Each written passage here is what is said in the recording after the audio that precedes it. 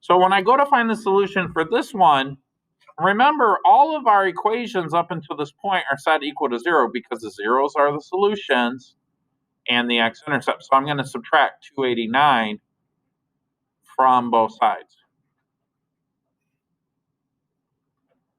Now I've got this stuff equals 0, which is what I need to find the solutions, because solutions are the zeros,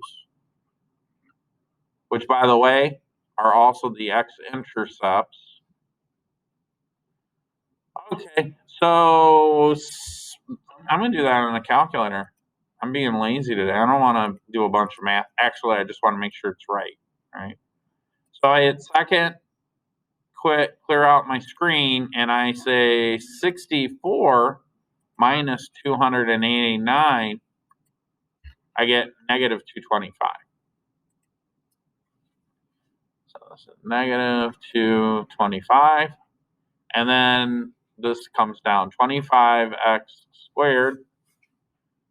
I'm looking at this thing now. Before I get started, we're factoring. So the very first step is to think, is there something that I could factor out of these first two terms? The answer is yes. I can factor out 25. Well, 25 times x squared, that gives me 25x squared. I got a negative something. How many times does 225 go into 225? Well, 4 times 25 is 100.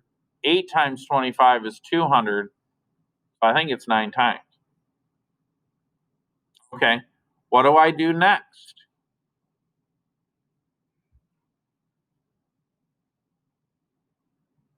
Our goal is to get something factored. What about this 25? Can I do something with that? We did something with the number in front of the parentheses before. 25 means 25 times all the stuff in the parentheses. I can move it over to the other side by dividing both sides by 25. What's really cool about this process is that this cancels, and it gives me x squared x squared minus 9 equals 0 divided by 25. Well, how many times does 25 go into 0? 0 times. Now, what is this? Can somebody tell me? We did it in a previous example. This is a special case.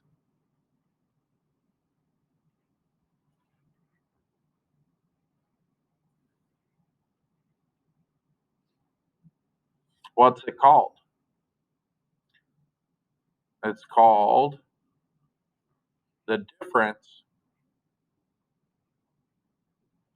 of squares. Why is it called the difference of squares? Because x squared is a square. 9 is a square, right? So if you see x squared minus some other square, like what? Well, if you see 2 squared, which is 4, or 3 squared, which is 9, or 4 squared, which is 16, be sure that you're writing all this down, or 5 squared, that is 25, or 6 squared, that is 36, or 7 squared, that is 49. I'm writing down a lot of numbers. I don't see pencils moving. 8 squared is what?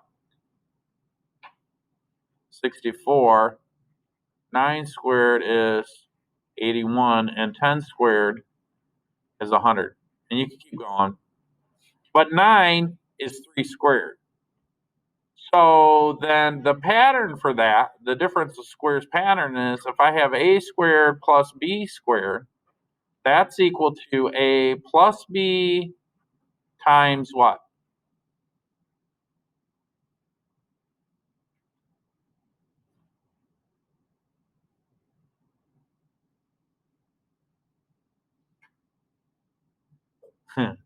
A minus b.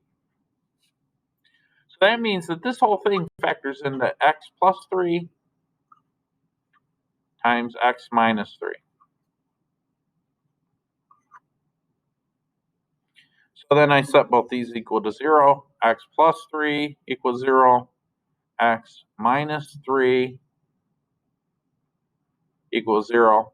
And that should give me x equals negative 3, x equals positive 3. How do I double check this? I'm going to plug it into the calculator. So let's do that.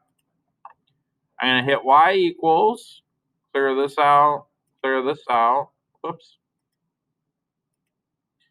And my equation is, I'm going to have to do it this way though. I'm going to have to say 25x squared minus 225. I'm going to do just a standard zoom, which is 6, and it should cross at negative 3 and positive 3. See how that does that?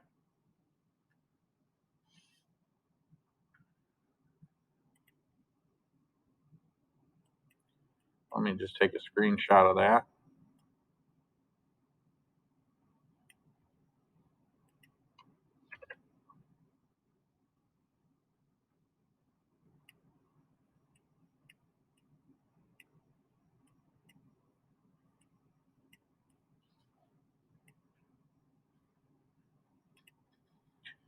So basically,